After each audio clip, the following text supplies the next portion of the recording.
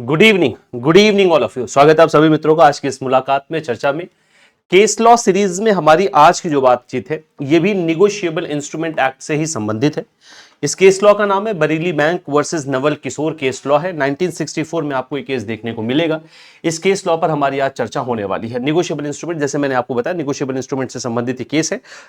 पिछला वाला जो केस लॉ हम लोगों ने पढ़ा था, बैंक ऑफ महाराष्ट्र और ऑटोमोटिव कंपनी का जो केस लॉ था, वो भी निगोशिएबल इंस्ट्रूमेंट में ही आपको देखने को मिलेगा। ये केस लॉ भी आपका निगोशिएबल इंस्ट्रूमेंट में देखने को मिलता है। अब ये केस लॉ किससे संबंधित है, पहले मैं आपको ये बता दूं। ये जो केस लॉ संबंधित है, ये पेमेंट करते समय बैंक के नेग्लिजेंस से संबंधित है। अगर ये प्रूव होता है कि बैंक ने पेमेंट गुड फेथ में नहीं किया है या नेग्लिजेंस है बैंक का पेमेंट करते समय, तो बैंक उस समय डैमेजेस के लिए लायबल होता है और बैंक कस्टमर को कंपनसेट करेगा। इससे संबंधित है ये मामला। क्या है केस, इसको हम लोग देखेंगे अभी। पहले इस केस को समझने के पहले इस केस के पीछे का जो सेक्शन, इस केस के पीछे का जो आधार है, जिन आधार पर यह केस लड़ा गया है कोर्ट के अंदर, उस पर हम बातचीत कर लेते हैं। निगोशिएबल इंस्ट्रूमेंट एक्ट का है और मैंने आपको बार बार बताया है कि अगर कोई अधिनियम भैया आपको ठीक से विधिवत तरीके से पढ़ना है तो आपको करना क्या है, आप सीधे एनआई एक्ट पर आइए। इंडिया कोड आपको ओपन करना है। चलिए यहां पर देखते हैं, गवर्नमेंट ऑफ इंडिया की वेबसाइट मैंने आपको बताया। देखिए पिछली मुलाकात में इंडिया कोड पर हमारी बात हुई थी, एनआई एक्ट के इंडिया कोड पर हमारी बातचीत हुई थी। यहां पर ओपन है, इसको ओपन करिए। अब कौन कौन सा सेक्शन संबंधित है हमें ये देखना है। देखिए इसमें एक तो ये चेक गया बैंक के पास। असल में अब मैं अभी पूरा केस आपको समझाऊंगा, पहले इसकी एक शुरुआत आपको बता दूं। जो है एक कस्टमर एन ने चेक दिया बैंक को, मतलब नवल किशोर ने चेक दिया बैंक को, और बैंक ने कहा कि भैया आपके अकाउंट में सफिशिएंट बैलेंस नहीं, जितने का चेक आपने हमें दिया है सफिशिएंट बैलेंस नहीं, और चेक को डिसऑनर कर दिया गया। बाद में नवल किशोर जी कोर्ट में जाते, उन्होंने कहा भैया इसके पहले मैंने कोई विड्रॉल किया नहीं है, कैसे मेरे बैंक में पेमेंट नहीं है। तो उन्होंने मुकदमा किया बैंक के ऊपर। बैंक मुकदमा हारता है, बरेली बैंक के मुकदमा हार जाता है और डैमेजेस कंपनसेट करता है किसको, नवल किशोर को। अभी हम पूरा केस समझेंगे इस बात को। अभी मैंने जो मेन बात है ये बताया। अच्छा, अब इसमें दो जो सेक्शन है वो संबंधित है। किस किस से मामले संबंधित है, एक तो आपका सेक्शन 78 है। क्लियर है, एक एक करके मैं पूरी बात आपको बताता चलो, बहुत इत्मीनान से देखते चलिएगा।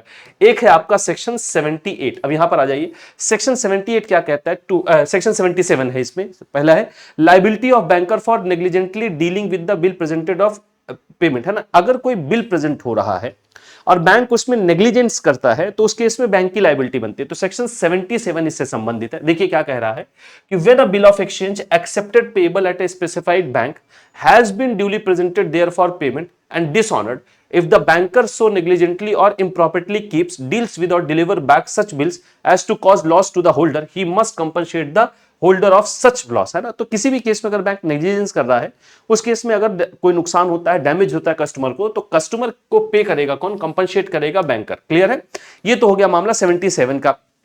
अब इसमें एक मामला है सेक्शन 138, और सेक्शन 138 भैया आपके एग्जाम में भी खूब पूछा जाता है, इत्मीनान से समझिएगा। सेक्शन 138 होता क्या है। सेक्शन 138 है जब आप बैंक चेक को डिसऑनर कर देता है इनसफिशिएंट बैलेंस की वजह से। Section 138 dishonour of cheque for insufficiency of funds of the account. क्या है सेक्शन 138, क्रिमिनल एक्ट माना जाता है। अगर आप इसके अंतर्गत आते हैं तो क्रिमिनल एक्ट माना जाता है। ड्रॉर को सजा भी इसमें है, चेक के 2 गुना अमाउंट या 2 साल तक की जेल या दोनों एक साथ कराया जा सकता है या किया जा सकता है। क्या है सेक्शन 138, इसको पहले समझ लेते हैं।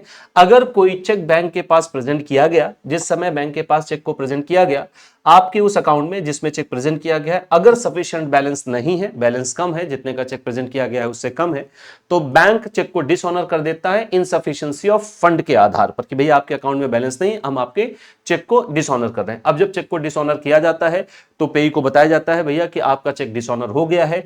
पेई क्या करता है, पेई 30 दिनों के अंदर डिमांड नोटिस भेजता है ड्रॉर को। ड्रॉर के पास उस डिमांड नोटिस को पूरा करने के लिए या सेटल करने के लिए 15 दिन का समय होता है। 15 दिन के अंदर अगर वो सेटल नहीं करता है तो पेई कोर्ट चला जाता है और सेक्शन 138 के अंतर्गत मामला सुना जाता है। कोर्ट के पास ये अधिकार होता है कि 20% का वो कंपनसेशन भी दिला सकता है जब आपका केस पेंडिंग है। इसके अलावा आप पर जो है यानी ड्रॉर पर अगर वो मुकदमा हारता है या कोर्ट सजा देता है तो उस केस में चेक के 2 गुने अमाउंट की धनराशि उसको फाइन देनी पड़ सकती है या 2 साल तक की मैक्सिमम 2 साल तक की जेल है, मैक्सिमम 2 साल तक की जेल हो सकती है, दोनों एक साथ भी हो सकता है। ये सेक्शन 138 है। तो सेक्शन 138 डील करता है इनसफिशिएंसी ऑफ फंड की वजह से अगर कोई चेक डिसऑनर हो रहा है तो इस केस में यही हुआ था कि जब एन ने प्रेजेंट किया था तो बैंक ने कहा भैया आपके अकाउंट में केवल मुझे लगता है कि 5,900 का संभवतः चेक प्रेजेंट किया गया था और बैंक ने कहा कि आपके अकाउंट में 400 कुछ रुपए ही बचे हैं, तो चेक को डिसऑनर कर दिया था इनसफिशिएंसी की वजह से।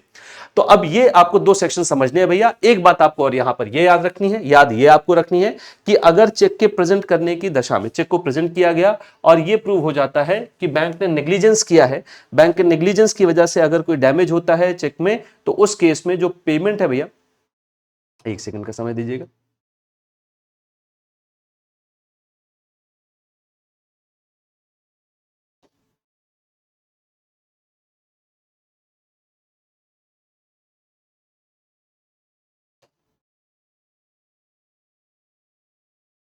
चला गया, एक सेकंड का समय दीजिए। हाँ जी,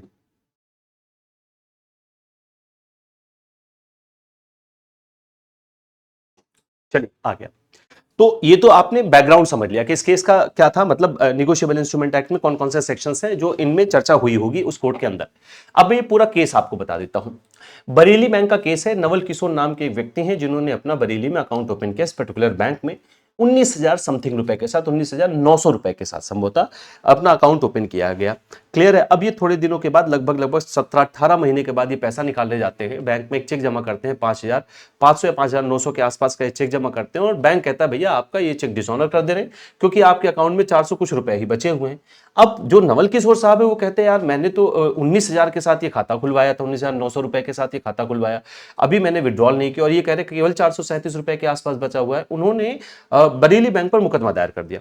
अब जब बरेली बैंक पर मुकदमा दायर किया गया तो बरेली बैंक ने जब अपना आर्ग्यू प्रेजेंट किया कि साहब हमें चेक प्रेजेंट हुआ था 11 महीने पहले जो है 3 चेक प्रेजेंट किए गए थे जिनमें अमाउंट लगभग 19,500, मतलब 3 अलग अलग समय पर चेक प्रेजेंट किए गए। बैंक ने जब अपना तर्क दिया, जब उसके ऊपर मुकदमा हुआ, बैंक ने अपना तर्क दिया कि साहब इनके अकाउंट में 3 चेक आ चुके हैं 11 महीने पहले, कुछ अलग अलग अमाउंट के, मतलब एग्रीगेट अमाउंट 19,500 रुपए निकल चुके हैं 3 चेक के माध्यम से। नवल किशोर कह रहे हैं मैंने कोई चेक दिया ही नहीं। आप कह रहे हो कि 11-12 महीने पहले 3 चेक आए हैं, जो एग्रीगेट अमाउंट था 19,500 रुपया था, 19,900 रुपए के साथ आपने खाता खुलवाया था, 19,500 रुपए लगभग आप निकाल चुके हो 11 महीने पहले 3 अलग अलग अमाउंट के चेक प्रेजेंट करके, तो 437 रुपए आपके अकाउंट में बचा, इसलिए हमने चेक को डिसऑनर कर दिया। अब नवल किशोर कह रहे भैया मैंने कोई चेक नहीं दिया हुआ है, मैंने 19,900 रुपए का खाता खुलवाया, उसके बाद मैंने कोई चेक नहीं दिया, मैंने यही चेक दिया और आपने डिसऑनर कर दिया, 437 रुपए मेरे बच्चे, आप बता रहे हो कि नहीं आपने चेक से प्रेजेंट किया है। मुकदमा चला गया कोर्ट में। कोर्ट ने जब जांच करवाई तो यह पता चला कि जो चेकबुक इशू की गई थी, 25 पेज का चेकबुक इशू किया गया, जब अकाउंट ओपन करवाया नवल किशोर जी ने तो 25 पेज का चेकबुक इशू किया गया था। जब कोर्ट ने जांच शुरू की तो पता यह चला कि जो चेक जिसके बारे में बैंक कह रहा है कि 3 अलग अलग अमाउंट के चेक है और एग्रीगेट अमाउंट 19,500 रुपए था, वो चेक जो चेकबुक इशू किया गया नवल किशोर जी उससे अलग है। मतलब नवल किशोर जी को जो चेकबुक इशू किया गया था उसमें से वो चेकबुक के लीव्स नहीं थे, उसमें से वो चेक के जो पन्ने थे वो नहीं थे, वो लीव्स नहीं थे, वो अलग किसी चेकबुक का था और जो सिग्नेचर था उस चेक पर वो भी वहां पर मिसमैच कर रहा था। अब यहां पर बैंक का नेग्लिजेंस निकलता है। कोर्ट ये पाता है कि बैंक ने नेग्लिजेंस किया है, बैंक ने ध्यान नहीं दिया है और ये फ्रॉड किया गया। बाद में जांच करने पे पता चला कि बैंक का ही कोई व्यक्ति मिला हुआ था, उसने ही ये जो है गलत सिग्नेचर बनाए हैं। चेकबुक जिस पे इशू होता है उस रजिस्टर पर भी नवल किशोर जी के बेचारे के साइन नहीं थे। ये सारी बातें बाद में पकड़ में आती हैं। बैंक को दोषी माना जाता है, बैंक को यह माना गया कि बैंक ने नेग्लिजेंस किया है और कोर्ट ने कंक्लूड किया अपना डिसीजन ये कह के, कोर्ट ने आदेश ये दिया कि भैया आप कंपनसेट करेंगे जो भी नुकसान हुआ है नवल किशोर जी को, क्योंकि बैंक के नेग्लिजेंस की वजह से नवल किशोर जी को डैमेज हुआ है, नवल किशोर जी को ये लॉस उठाना पड़ा है। क्लियर, ये है पूरा मामला, ये पूरा केस था। अब देखिए केस में एक एक बात मैं आपको पढ़ के भी बता देता हूं, मैंने सारे फैक्ट यहां पर लिखे। In the case of Bareilly bank limited was Naval Kishore, all India record 1964 में आपको ये मिल जाएगा। क्लियर है। 19,900 रुपए का एक डिपॉजिट किया गया कस्टमर एन यानी नवल किशोर द्वारा जब उन्होंने अकाउंट ओपन किया बरेली बैंक के साथ। क्लियर है। तो बरेली बैंक के साथ 19,900 रुपए जमा करके एक अकाउंट ओपन हुआ। At the time of opening N was issued a chequebook containing 25 cheques. Clear है। एक चेकबुक इशू किया गया जिसमें 25 चेक लीव्स थी, एक चेकबुक जारी किया गया। 17 महीने के बाद after the opening of the account and drew a cheque for the first time of Rs 5,900 which was dishonored by the check। 17 महीने के बाद इस अकाउंट से विड्रॉ करने के लिए नवल किशोर जी ने 5,900 रुपए का एक चेक जारी किया। अब बैंक के पास जब वो चेक पहुंचा तो बैंक ने उसको डिसऑनर कर दिया, इनसफिशिएंसी ऑफ फंड। और ये किस सेक्शन के अंतर्गत आता है? सेक्शन 138 के अंतर्गत आता है ना, कि अगर आपका चेक प्रेजेंट किया गया है और आपके अकाउंट में चेक को प्रेजेंट करते पे करते समय सफिशिएंट बैलेंस नहीं है तो उस केस में चेक को डिसऑनर किया जाएगा सेक्शन 138 के अंतर्गत, और ये क्रिमिनल ऑफेंस माना जाता है। क्लियर है? इसमें जो सजा है याद रखिएगा, लास्ट ईयर एग्जामिनेशन में पूछा गया है, चेक अमाउंट का 2 गुना धनराशि और मैक्सिमम 2 साल तक की जेल, दोनों में से कोई एक या दोनों साथ में भी हो सकते हैं, ये कोर्ट के डिसीजन के ऊपर निर्भर करता है। तो सजा जो है, पनिशमेंट है, इसमें 2 साल तक की मैक्सिमम जेल और चेक के अमाउंट का 2 गुना धनराशि। It come to light on inquiries by N, जब एन ने पता किया that 11 month back 3 cheque aggregating Rs 19,500 were paid by the bank and consequently the present balance in the account was mere Rs 437 rupees only. तब उसने जब जांच की तो ये पता चला कि 11 महीने भैया आपके अकाउंट के नाम पर 3 चेक आए हुए थे जिनका एग्रीगेट अमाउंट 19,500 रुपया था, तो जिसको हमने पे कर दिया। क्योंकि कल ही हम लोगों ने पढ़ा है कि अगर ड्यूली प्रेजेंट किया गया है बैंक के सामने चेक तो बैंक उस चेक का पेमेंट करेगा, बैंक उस चेक को रोकेगा नहीं। क्लियर है? कल हम लोगों ने जो केस पढ़ा था बैंक ऑफ महाराष्ट्र और आपके ऑटोमोटिव कंपनीज का केस जो था उसमें हम लोगों ने कल ये देखा, तो बैंक ने कहा भैया अब आपने 19,500 रुपए अलग अलग 3 चेक के माध्यम से निकाल लिया है, 437 रुपए बचा हुआ है, सेक्शन 138 के अंतर्गत इनसफिशिएंट बैलेंस है, हम चेक को डिसऑनर कर रहे हैं। And denied drawing the cheque was and sued the bank. N ने कहा भैया मैंने ऐसा कोई भी विड्रॉल नहीं किया है और बैंक के ऊपर उसने मुकदमा कर दिया। नवल किशोर जी ने बैंक के ऊपर मुकदमा कर दिया। At the evidence stage it came to light that the 3 checks used to withdraw the amount were not from the checkbook issued to N but were from a different checkbook। जब evidence मतलब अब जब मुकदमा गया, evidence इकट्ठा किए गए, जांच की गई, तो ये पता चला कि ये जिस 3 चेक की बात कर रहा है बैंक जिनके माध्यम से एग्रीगेट 19,500 रुपए निकले हैं, ये उस चेकबुक के नहीं है जो मिस्टर एन को जारी किए गए थे, ये किसी अलग चेकबुक के चेक हैं जो लाए गए और बैंक के सामने प्रेजेंट किया गया। The bank unable to explain the situation argued that the cheques appear to have been signed. Bank भैया इसको एक्सप्लेन करने में फेल हो गया, अपने आर्ग्यू को, सिचुएशन को एक्सप्लेन करने में फेल हो गया। उसने कहा भाई जो चेक आया साइन था, हमने उसको दे दिया, हमने तो साइन देखा। अब भाई अपेरेंट टेन्योर के हिसाब से हमने देखा चेक पे डेट पड़ी हुई, अमाउंट पड़ा हुआ है, साइन पड़ा हुआ है, उसमें कोई चेंज नहीं दिख रहा है, मैंने उठा के पैसा दे दिया। लेकिन ये चेक उस चेकबुक का नहीं है जो मिस्टर नवल किशोर को जारी किया गया था, तो बैंक इसको एक्सप्लेन नहीं कर पाया ठीक से। हाउएवर यद्यपि the court conclude that the signature of N on the cheque was totally different from N क्या नाम है रेगुलर सिग्नेचर। आगे चल के कोर्ट ने ये कहा कि भैया जो एन मिस्टर नवल किशोर जी का जो सिग्नेचर है, जो चेक पे जिस सिग्नेचर के आधार पर आपने पेमेंट किया है और जो उनका रेगुलर सिग्नेचर है, ये दोनों मिसमैच्ड है, सिग्नेचर ही बिल्कुल अलग है। क्लियर है? तो आपने पेमेंट इसको कैसा किया, बैंक इसको डिफाइन नहीं कर पाया, एक्सप्लेन नहीं कर पाया। Evidence also revealed that bank Insiders were involve in the fund fraud since the ledger page of N's account showed certain erasers। erasers का मतलब होता है अगर कोई चीज गलत तरीके से मिटाई गई हो, हटाई गई हो कहीं से, तो उसको erasers बोलते हैं। एविडेंस ऑल्सो रिवील, जो भी वहां पर साक्ष्य से उन्होंने ये रिवील किया कि बैंक का इनसाइडर इसमें इन्वॉल्व है इस पूरे केस में, in the fraud since the ledger page of N's account showed certain erasers and scoring and the signature of N was also missing in the checkbook issue register।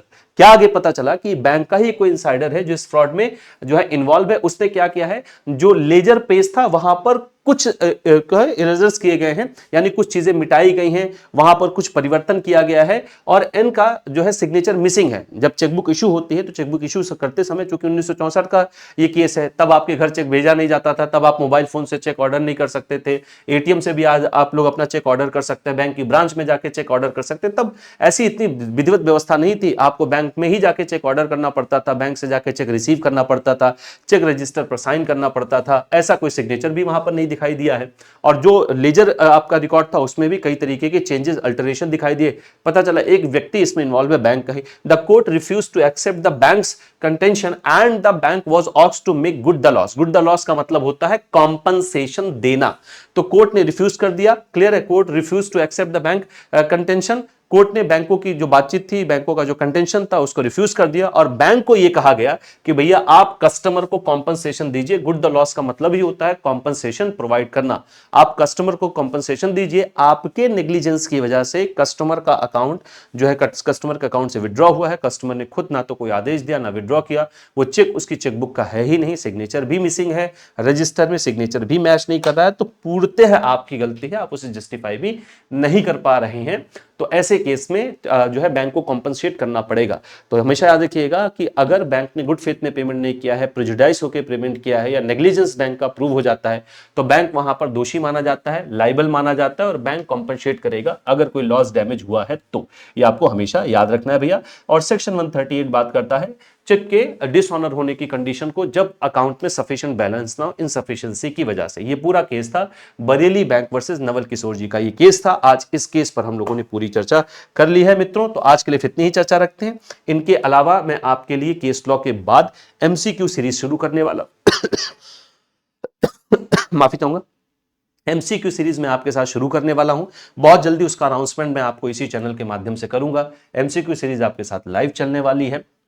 एक दो case law और है जो आपके साथ, एक दो नहीं अभी कुछ और है, 2-3 केस लॉज हैं जो आपके साथ में डिस्कस कर लो। मेरी पूरी कोशिश है आपके साथ सारे केस लॉ डिस्कस कर लीजिए। कोई भी केस लॉ आपसे पूछा जाए, आप एग्जाम में आंसर करने की कंडीशन में हो, स्थिति में हो, इस पे केस स्टडी भी बनाई जा सकती है।